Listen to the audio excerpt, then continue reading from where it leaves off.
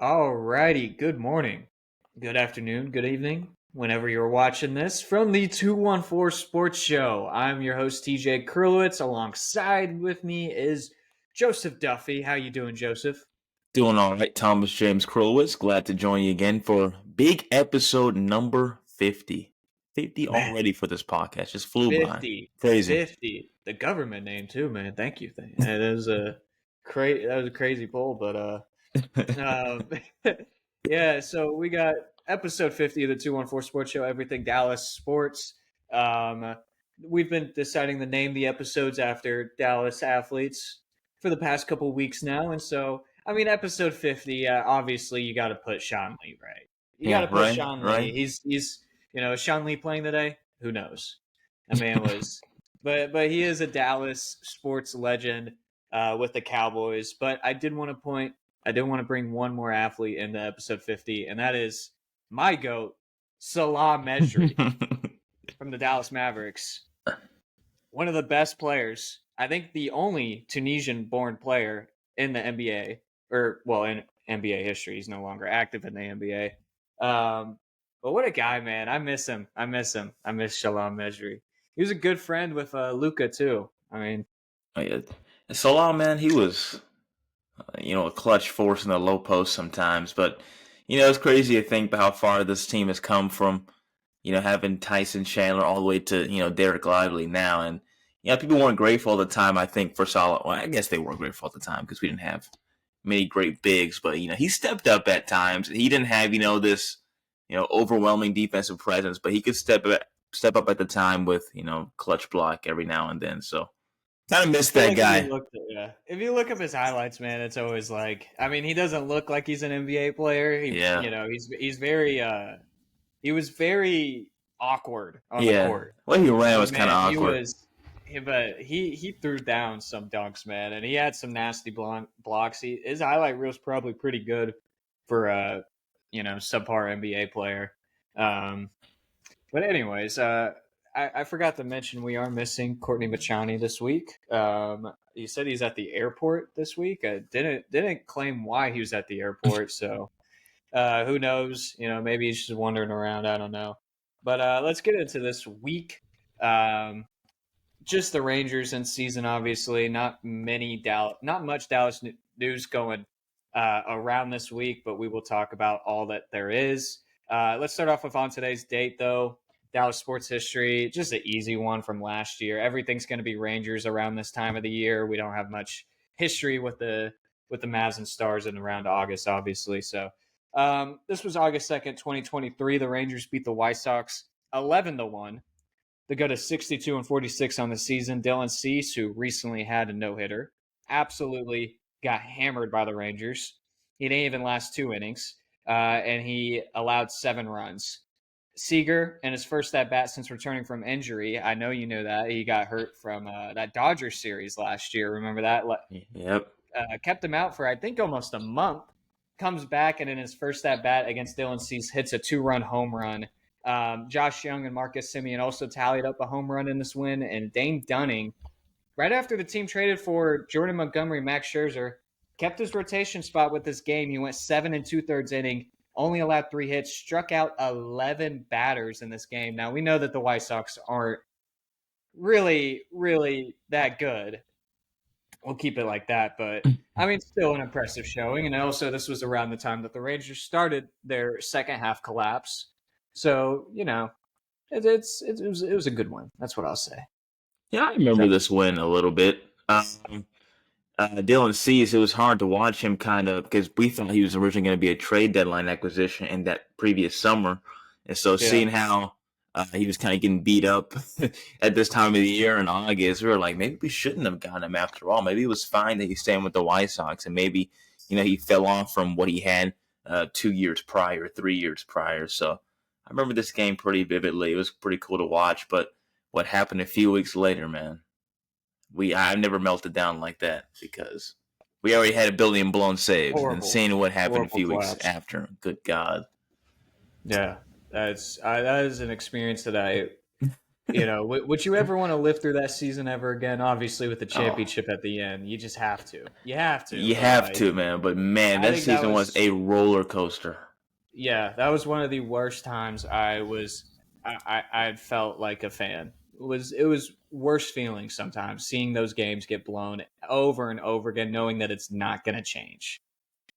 If y'all want to see what But we're talking about, we suggest you go back on the YouTube page, 214 Sports Show.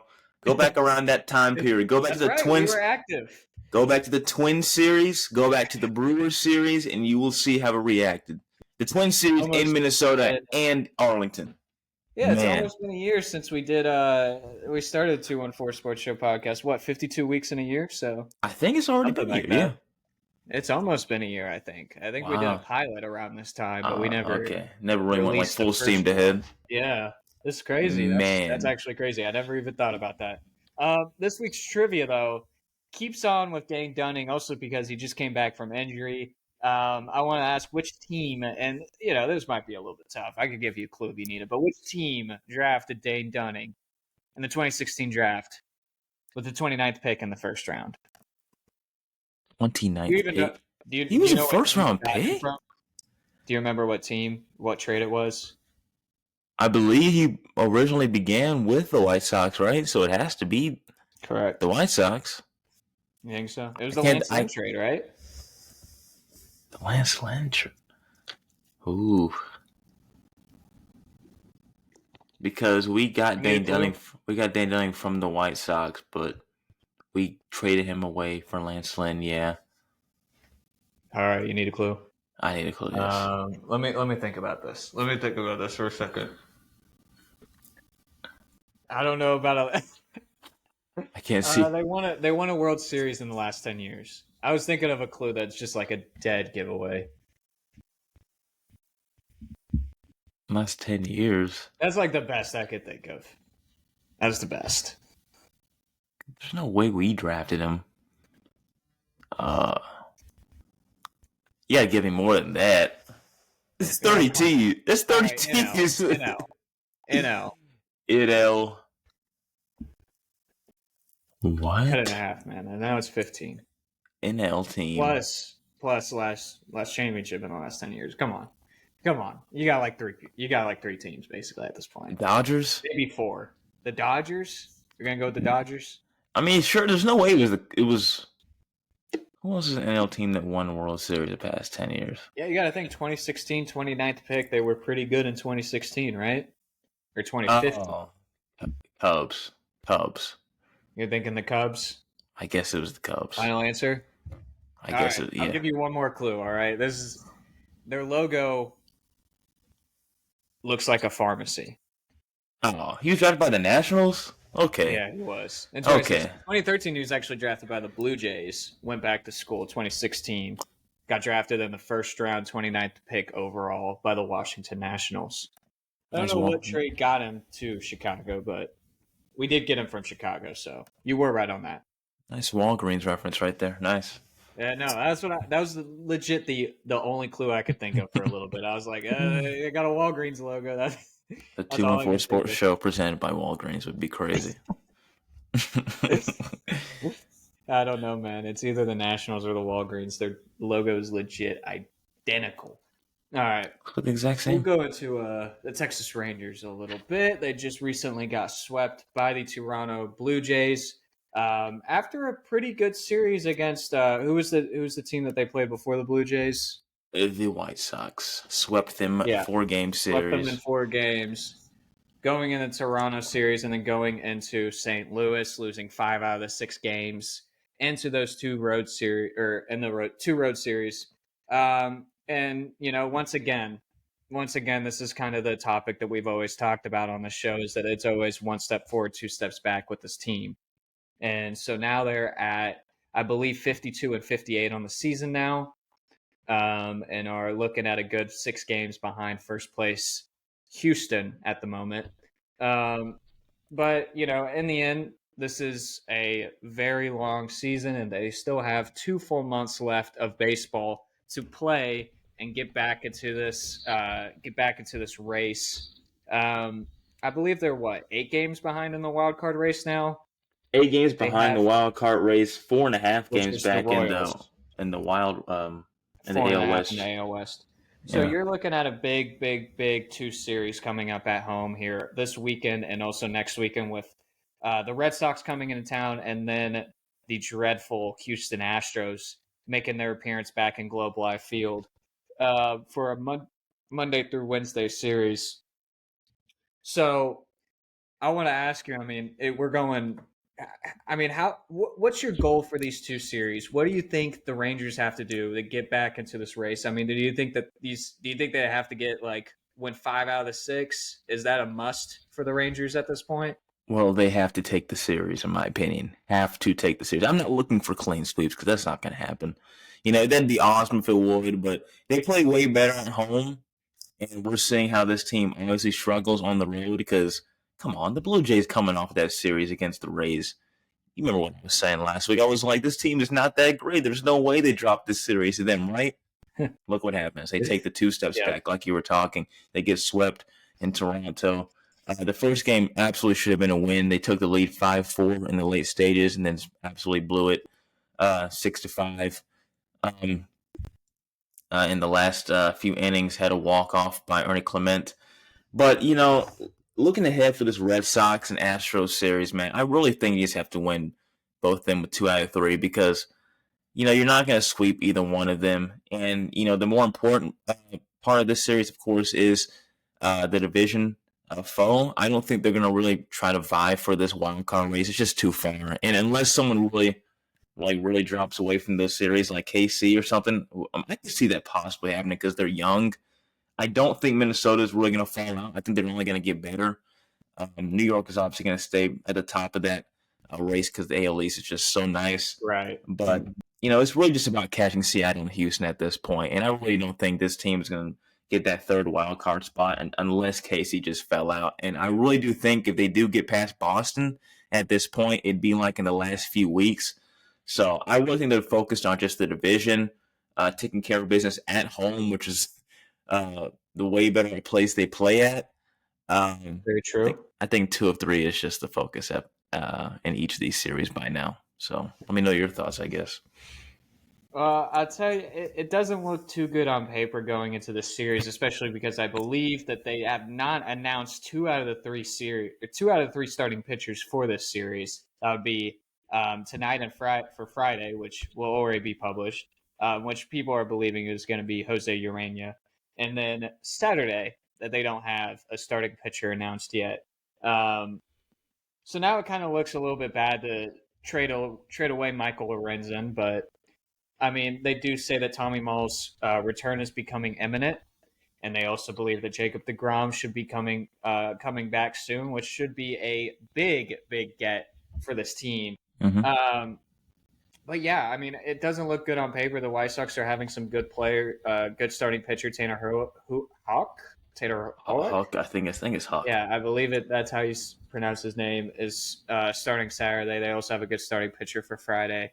They're 30-22 on the road. They've been playing good recently on the road. They've also been doing pretty decently as of late. And so I just don't. It's a tough. Oh, actually, no, they haven't. I'm very sorry. They're 4-6 in the last 10. But you're talking about everybody in this wild card race / divisional race with the Rangers has just been very, very inconsistent, and it's very hard to kind of, evaluate these teams. I want to say really the only thing that's really kind of deciding who I think is going to win the AL West is kind of just historical reasoning. Like I know that the Mariners have always been a team that just kind of collapses in the second half of the season. I know that the Houston Astros are a team that can always win those games when you're really hoping they won't. And so, Exactly. I'm just looking at this right now and I'm thinking there's just no way that the Rangers can catch up to the Astros unless they start winning these games, these important series, especially against Houston next week. Um, but for the series with Boston, I, I really don't know what to say. I really don't know what to say. It doesn't look that good on paper. Again, I think that Boston teams just seem to have a number on Dallas sports, unfortunately. Dude, And I we was already just about talked to about say it. that. We have the Stars have not been the Bruins in at least a couple years. The Patriots, other than last year when the Cowboys blew them out, and also a couple years ago with CD's game-winning touchdown. I guess football is really, which is ironic that the Cowboys are the only team that kind of has a good record against New England, other than Tom Brady. When Tom Brady was Oh there, yeah, we I never believe he could went beat them. 6-0 against us. Could not beat him. And then you also have, of course, the Boston Celtics, which everybody knows about. So it's unfortunate. I feel like they do have our number. But I think it is a. I know you said you don't expect a clean sweep. I think if they want to stay in this race, I think if they want to give this fan base and the team confidence to go and push forward to make these, I think one of these do have to be a sweep. And I think the more accurate one to be a sweep would be Boston, because there's just no way we beat Houston 3 times in a row in our stadium. We've never done that. I don't know the last time we've swept Houston even in a series. Be a good thing to look up later on. But yeah, I mean, it's tough. I do want to talk a little bit about Josh Young, and him coming back to the offense. He hasn't been a huge impact so far in his first 2 games back, but it's kind of big get back, because you always talk about how this offense has been struggling a lot, and the Rangers, other than grabbing Carson Kelly, decided not to get any other offensive help, kind of depending on Josh Young here. I mean, do you think do you think that's going to change the offense? Do you think it's still going to suck? I Well, mean, you what's getting Josh Young back for this team? Well, you got to take what you can get for this Rangers offense. Being that, I mean, we saw again how they finished this road trip. 1 run in each game against the St. Louis Cardinals. Look, their bullpen is nice. I get it. They have a nice middle relief and late bullpen help, but man, their starting pitching is not that good. And the fact that we couldn't get more runs on the board in that series was pretty disappointing. I thought they were in a really good, way right there, taking the first game against St. Louis, and they just flat out laid it done the next 2. And uh, I hate it so much for Cody Bradford because he came back off a very bad back injury from the early season. Came back and gave up that grand slam. That really shakes your confidence. And seeing like how that's how we had to lose game 2. Tommy Pham hitting that grand slam, by the way. And then Mm. Josh Young with this offense, like I said, you can take all the help you can get. I do think he'll make it better. It's kind of hard for me seeing right now how far down he is in the lineup.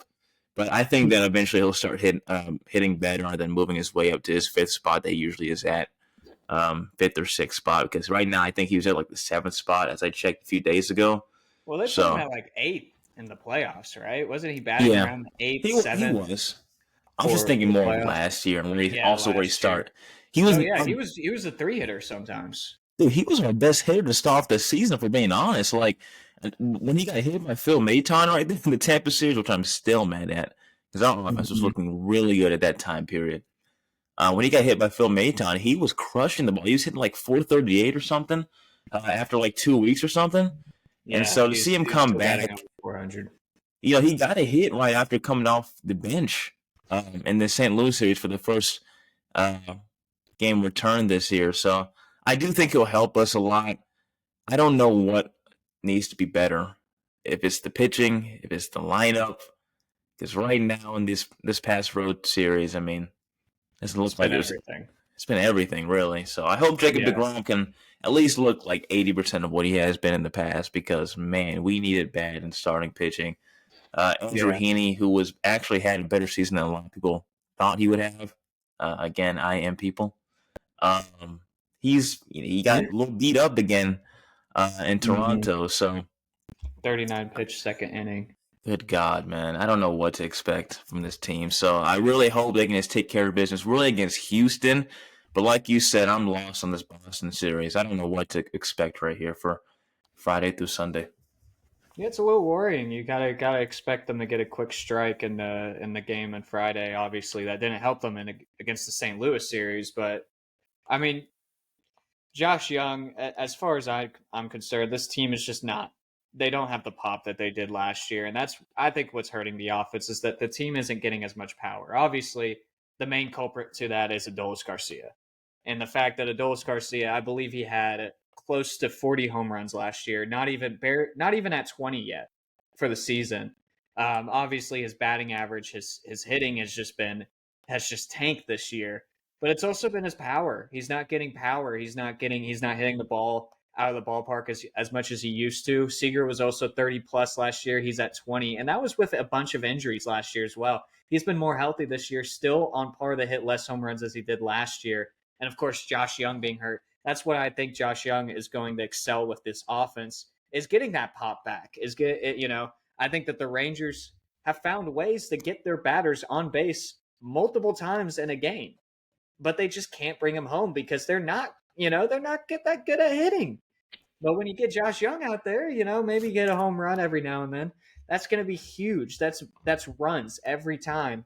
Obviously, when you hit a home run, I don't know why I said it like that. Phrase is weird, but I mean, you got It's a fun. guy who, at the time before his injury last year, I believe was second on this team in home runs behind Adolis Garcia. And before he got hurt today or this season, he already had two. And so I just think that getting him back, hopefully he can get his pop and bring that pop back to this lineup that we need so desperately. Even people like Jonah Heim just haven't been hitting home runs as much as he should. He's also another guy who's just tanked offensively as well as of late. Um, and so that's where I see that impact coming back. But I it's tough to keep on talking about this team week in and week out when it feels like they make progress and then it seems like they lose it all. I feel like we have a lot of the same conversations every week about this team and how it seems like they're finally starting to click, and then something just happens. They have a bad game and it kind of leads to 2-3 bad games, and really any road series, just going on the road has really slowed this team down. I think they're 24-33 on the road so far. So Hey, uh, look, they were bad on the road last year too. They weren't exactly like great, but I no, they will say, weren't. like, just to wrap up this point, I mean, I was calling it kind of in the beginning of the year. I was hoping it wouldn't happen, but this is kind of what Bruce Bochy teams do after winning a World Series, and this is nothing new. Like if you compare it to the San Francisco Giants teams It's a good after point. winning the World Series, I mean, people like to, I guess, look over it. Rangers fans like to think it couldn't happen to them, but man, like this is kind of what was happening. They were not like bad, like how we're not like bad, but they were a little bit under 500 too, and trying to That's a find a very good wild point. card spot. So I don't know what it is about his teams after winning World Series where they kind of like drift like this up and down. But I mean, historically, it's not unique to teams that he manages. So I guess it's nothing Very new good for point. us. So The Giants going through World Series in 2011, 2013, and 2015. Can't yeah, line it separate up years. any better than that, and kind of Mhm. gives an implication of how the Rangers are doing this year. That is pretty crazy to think that that's like a very very common trend with Bruce Bochy teams. I guess you could say that he's also very common with winning World Series and also winning Game Seven, since he is 3-0 in Game Seven. So he has a lot of consistencies, I guess, and that's what makes him a great manager. I'm not going to put this season on him at all, but Yeah. you do see the correlation there with the San Francisco teams. That's very interesting. So, final question about the Rangers before we kind of move on to a quick Cowboys talk about training camp. I want to, who do you think's winning the AL West? You don't have to put out a whole elaborate, reasoning. I just want to know who you got winning the AL West right now. I'm just gonna say the Astros. Might as well. They've won it like the past like 3, 4 years now in a row, so I might as well Not just mad say yet. them. Not And mad yet. I'm not picking the Seattle Mariners, man. I'm sorry. I see how putrid that offense is. You can't fool me anymore, Seattle. Yeah, I already, Julio Rodriguez. I mean, they got some help for him though. They got some help for him. You uh, can't you can't say that yet. You can't say that yet. They did do good in the trade deadline. They have an easy schedule, so bro, they were running. They really thought the division race was over. I don't know if you've seen the Twitter posts from back then, how like they were kind of celebrating when they were 10 games ahead, and I kind of don't blame them a little bit. When you have a 10 game lead historically in a division race, it usually is kind of wrapped up. And they had that like in late May, early June, and then guess what? They squandered it all the way.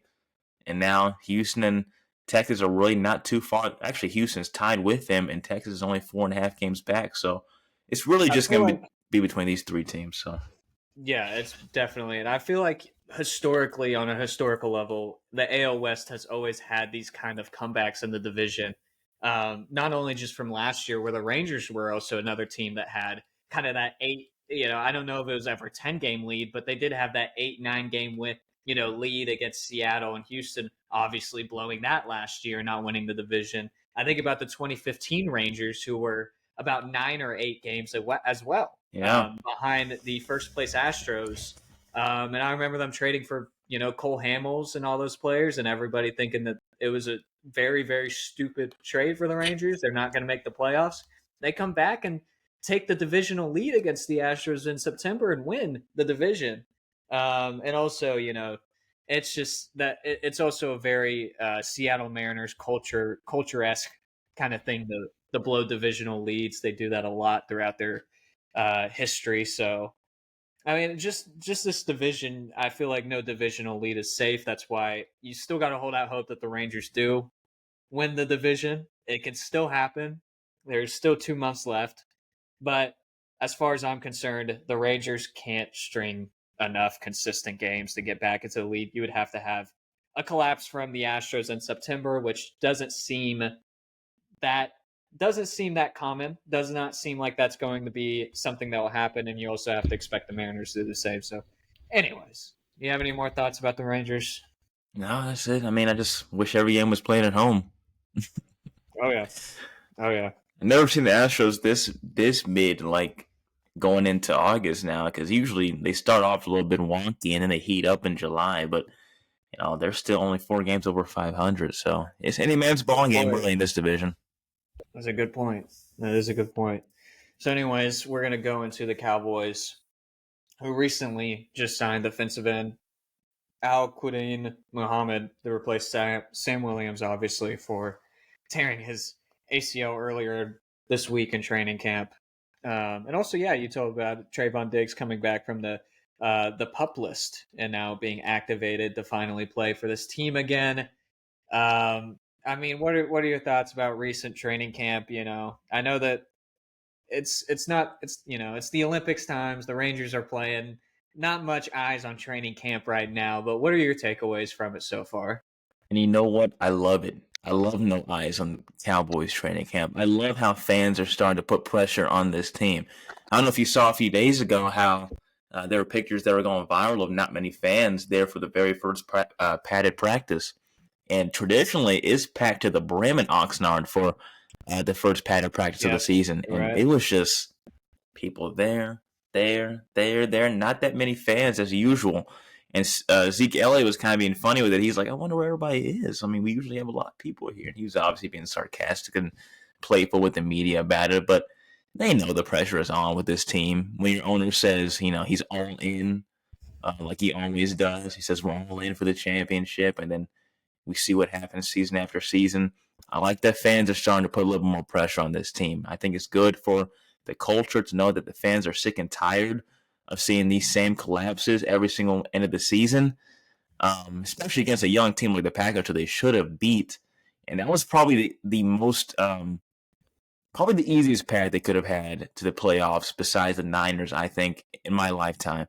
I really thought the Niners were our only true threat. You could say the Lions maybe, but compared to what we had to face, in our younger lives now, I mean, you weren't facing, the Aaron Rodgers Packers this season. You weren't facing the Eli Manning Giants. I thought the NFC was actually the weakest it has been for the playoff race in a minute. And seeing how this team just crumbled right there to the Packers, I don't blame fans one bit for how they're feeling right now. I wholeheartedly agree that last year was by far the easiest that they could have had. Man, I didn't even mention Drew Brees and the Saints. Like, when we signed Al-Quadin Muhammad, man, like, I'm not looking for a guy who's going to fully replace Sam Williams. By the looks of it, he's not like, a crazy, crazy player, but he can at least hold his own. So I hope he can just do that and hold the edge with this new DC. Mike Zimmer is going to be taking over for the defense with Dan Quinn's departure now to Washington. I just hope this team can just hang in there, man. I'm not looking for a 15-2 season. I'm not looking for that. Just qualify for the playoffs, and let's see what you can do. Because I don't think they're going to win the division. That'll be a question later on in the podcast, I bet. The first preseason game is, I believe, August 11th. They just had the Hall of Fame game on Thursday. So, man, I'm not looking for this team to go Colin undefeated. Johnson, man. Come on, man. Colin Colin Johnson went Johnson, he went crazy. He went absolutely dumb, man. But yeah, I mean, I totally agree that this is. I think that I am going to say that I don't know too much about the fan pressure. I think, unfortunately, this fan base is too big for fans that kind of stop caring.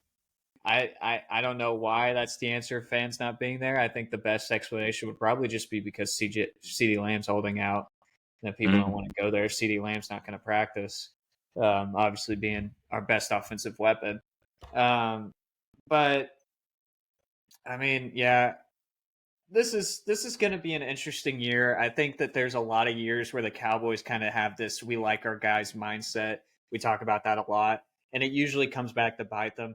Maybe this year on defense, it's not as bad as people think. I do think that there's a lot of people coming back that will kind of contribute to this. First of all, Al-Qadim Muhammad, he did not play last year. He was not active last year in the NFL, but he did have 11 sacks in 3 years with Indianapolis a couple years back, which isn't bad. That's, get a good 3-4 sacks a year. Somebody that's you expect at this point of free agency to have as stats. So, it's still a good get. Shows that they still need the depth and that they're going to go and get the depth that they need it.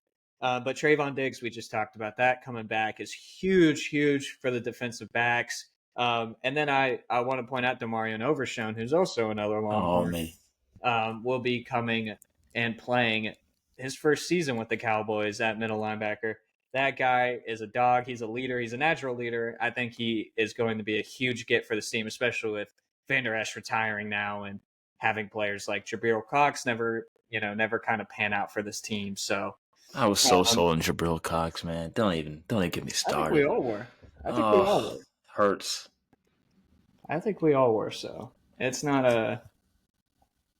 So, I mean, I think Overshown's going to be a huge get for this defense. And I think this defense should be still really good. Micah Parsons, hopefully, can kind of keep his consistency this year. Yeah, that's a big narrative. He starts to drop a little bit at the second half of the season.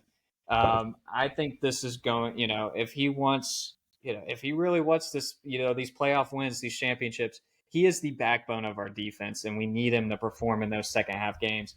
I know that he gets tired, it's sick and tired. I was sick and tired of him not getting those holding calls last year. And I think that, it causes his mental He doesn't want to go as hard knowing that he's going to get held and not get called. It's absolutely bullshit that whole season last year, he barely got any holding penalties. Absolutely bullshit. But anyways, do you have any other comments about the Cowboys? I don't know what to talk about with the Cowboys other than. Yeah, man, like I was saying, back, man. Kind of like how you were saying, you weren't paying attention too much. I think you said to a lot of the training camp stuff, and I don't blame you, bro. I'm just not bought into a lot of this stuff, and it almost feels like I'm just wasting time if I just try to look too far into who's trying to be in this roster, just knowing that how they're gonna be at the end of the season. Go ahead. There's just not a lot of hype to this season, After there's always been kind of that hype, where you're like, okay, there's this team's gonna be good. Maybe this is our year this year. But it feels like this year, it just comes down to we had the most embarrassing playoff loss that we've had in years, maybe history. And, you're going into another season with basically the same core that has not pulled through in their 8 or so years. And you have another free agency moment where, you get the front office to screw up, kind of don't know how to handle their money. They always are, low on money, having to re-sign players and stuff. And, I just don't think that the Cowboys do have that hype. And maybe it is, maybe the fans are finally starting to put some pressure on them, like you were mentioning. And maybe they're all thinking like me, because I just don't see, especially with the NFC East divisional curse. I mean, come on. We're not going to win the division this year. It's in the back of everyone's mind. Come on, you don't have to lie about it, everybody. That's in the back of your mind for listening to this. It's mine. Everybody's mind who's a Cowboys fan and an Eagles fan. They know that the streak's got to roll on somehow. unfortunately, the Eagles are going to win the division this year. Maybe a very, very small chance that they collapse too, and it has to be the Giants because God forbid that a team wins 2 years in a row in this division. So, The earth will collapse. It will just end if that happens, bro. We can't. I The think if NFC that East will not let that happens, happen. I think if the NFC East allows a team to win 2 years in a row, I think that's when the curse for the Cowboys kind of starts getting lifted too. Maybe that's what we need. Maybe that's what's holding us Maybe back. that's what we need. That's what's going to bring us back for sure. Oh, man. So, not the play on field and not Jerry Jones. It's the NFC East divisional curse. We have cracked the code. We know what the Cowboys need. They finally get over the hump. All Mm-hmm. right. Before we head out, let's play a game of Weddle. Let's play a game of Weddle. Eric Well. Yeah, Eric Weddle, working with the National Football Foundation. He is on the ballot for the 2025 College Football Hall of Fame. He went to Utah. Utah. He went to Utah. Played with Alex Smith at Utah. Yep. Man, underrated player. Early 2000s. Very, very good. They went 21-1 in 2 years. FCS Busters, man. All right. Well, let's get into this. Hey, I mean, who's a player from Utah in the league now? I can't even think of anyone now. I can't. I'm trying to think of a receiver. They produce, man. I know people don't like, I root for them as like a second, third team in college football. They produce. Do you think Jonathan Brooks is in there? He is. Look at that. I don't know. What do you want? Let's go with Chris Olave. Chris Olave? Okay, I like it. We're both thinking NFC East. Or not NFC East, South, NFC South. It's not NFC. Older than 24, also in the NFC. So in the NFC, we can go NFC East here. It's going to be a running back, more than likely less than 6 foot. Maybe Kyler Murray, Kyler Murray. No, he's not over 12 for the number though, right? No, he's lower. Yeah, he's lower. So that would. How about everything else goes with Kyler Murray though, other than his age. I think he's older than that. Who's a running back on the Eagles we can do that's shorter than 6 foot? Because it's not Saquon. It's not Saquon. Saquon? Not Saquon, 6 feet. I was going to say he's 5'11", but he's 6 Saquon's going to be older than 24 too, right, at this point? Yeah. It's got to be a Giants running back. I can't think of the running back core right now. Do you think it's not going to be any other NFC divisions? What if it's Josh Jacobs? No, I think he's too old too now. Josh Jacobs is now on the Packers, which is crazy to think about. It legit could be Aaron Jones. Aaron Jones? Because he is now on the Vikings. He's way older than 24. He's shorter than 6 foot. Oh, okay. So he is running back. He's going to be too old, but yeah, you got it right. NFC East running back or NFC West running back? 25 or 26. NFC East, man. I'm just like, I don't want to be embarrassed by my ball knowledge of NFC East running backs because I have no clue. Who's shorter than 5'9"? Robinson is not. He's. When they say the yellow on that, they're saying they're like 5'8" or something. I'm guessing. Yeah, they're close. So 5'8" or 5'7". Is it Brian Robinson? He's not that short. That's what. Yeah. Oh man. I would have said like Boston Scott, but he's not in the Eagles anymore. I think they got rid of him. They got rid of him finally. It's not. Could it be Kyron Williams? Kyron Williams was number 22. Yes. Which makes me think it could be. Yes, it could be. It's Kyron Williams. Well, he's not older than 20. He's not older than 24. No, he could be. I mean, what if he was like a super senior in college? I know he was a rookie last year. You can try it. We can try it. Let's try it. 22 or 21. We're getting there, man. I'm just glad it's the NFC West so we don't get exposed. West. Yeah, now we're about to get exposed. Seahawks, 49ers. Seahawks running back that's shorter than 5'9". Oh, man. Wait. I gotta think real quick. Seahawks, Cardinals, Niners. It's not James Conner, right? James Conner's like Conner's number 6'1". Yeah. 5'9".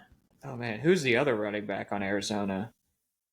I would have said the guy they used to have who was the pass catcher. Oh, Amari DiMercado. It's with an E. E-M. Go. That's what you're talking about, yeah. I was lost there for a second. Oh my, what? Who else is on the? Okay, I know who it is. Because I use so many different Cardinals running backs because James Conner was hurt. I believe I'm forgetting his You're about name. to get this. What's his name No in way you're Benny? about to get this. He's like the third string running back. This is crazy. They want me to get this because James Conner is he's so Yeah, banged James up. So Conner. I Yeah. had to use two others, and I used this guy too, but I'm forgetting his name. I think it Do you started have with the like J. a J? All right, I feel that's like. what we need. That's what we need. We need clues. J. Oh my god, Here, let me do this.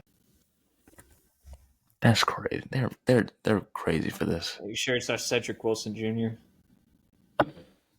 DJ Cedric Wilson. Montgomery. Man, I forgot about him.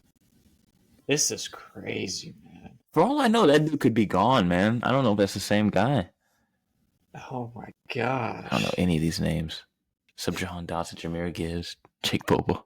Jake Bobo ran a 4.99. No, I believe he ran 4.99 or 5.01 is an NFL receiver. Isn't that crazy? Okay. I'm gonna get through the J's. Oh my goodness. There's a lot of J's. Dude. They're killing me with Do we have this. to take the L, man? This is crazy. How am I gonna remember the third string running I don't back? want to do this anymore. Let's just guess James Conner to get out of the way. Ah man. But we knew Yeah, it wasn't so gonna be him. He was 6. Yeah. it's their third string running back. I just can't remember his Man, name. this sucks, dude. This sucks. We gotta concede. Is there a way to concede? I'm gonna you just gotta keep guessing. Um, All right, I'll put on I'll shout out. Oh, no defense. All right, shout out CD. Please just sign your contract. Please. I thought it was done, bro, but I guess that news was fake. It was fake, man. That sucks. Thanks, MF Football. Shout out Noah Brown. I miss you. I can't believe you're doing good on Houston. Where was that in Dallas? Other than when Cooper Rush Mr. was yelling at you? Butterfingers. Mr. Butterfingers. Oh my gosh. And then shout out Cedric Wilson, which was also like, Oh man, I love this dude. What a good guy. okay, it was Michael Carter. Michael. He's on the Cardinals Carter. now? What? Okay, I I had wasn't. no clue. I was not getting I had that. no clue that I was not getting that either. Okay, I feel Okay. a little better. A little better now. All right, you know what? That's all right, man. When they give you a bad team, it's hard. You know, like they used to give us the Jazz and Pistons almost every week in Pirtle, and you know, like what are we supposed to do about that? Like nobody's watching that team. Nobody's watching the Cardinals. With all respect, dude. With all due respect. I don't like Arizona sports either. So respect, dude. Oh, that's so good. shout out Kyler Murray though, Allen native. I will shout out Kyler Murray. We will shout you out, legend, Allen Eagles. Yeah, Allen Eagles, man. So, anyways, that'll do it for this week. It was a pretty long episode for the amount of news that we had. Again, just another Yap session. Joe, do you want to put out your socials? Yeah, you can follow me. I have been so laid back with social media. I just have no time to do anything on it. So I'm just on Instagram and Twitter, predominantly X, at Joseph_Duffy99. If you want to follow the TikTok, at JOE_Duffy. You can follow me on Instagram at tj.kurlowitz, also Twitter at tj_Kurlowitz. I don't have a TikTok like Joe. I'm not that committed to the game. But as it looks, I'm not that committed either. Yeah, I mean, hopefully, you know, I get done with my internship next week, and hopefully, we could be more active with the social medias, both on TJ.Kurlowitz and TJ_Kurlowitz, but also at 214 Sports Show for Twitter, Instagram, TikTok. And then also you can, of course, follow us and subscribe and like these posts on YouTube and Spotify at 214 Sports Show. We post here every week on Saturday at 11 a.m. We really appreciate you coming by and listening to us, listening to our Dallas sports brain rot for 44 minutes. And we hope to see you again next week. Please leave a like, please share, please comment about anything.